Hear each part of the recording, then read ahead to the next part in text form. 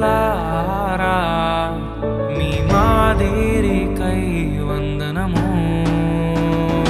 ఉన్నత పనికై మమ్మును పిలచిన దేవా, మా కొరకై నీ ప్రాణం అర్పించితివి.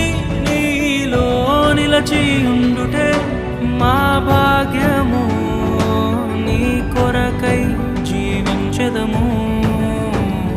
సేవకులారా సువార్తికులారా, యేసయ్య కోరుకున్న శ్రామికులారా. సేవకులారా సువార్తికులారా మీ మాదిరికై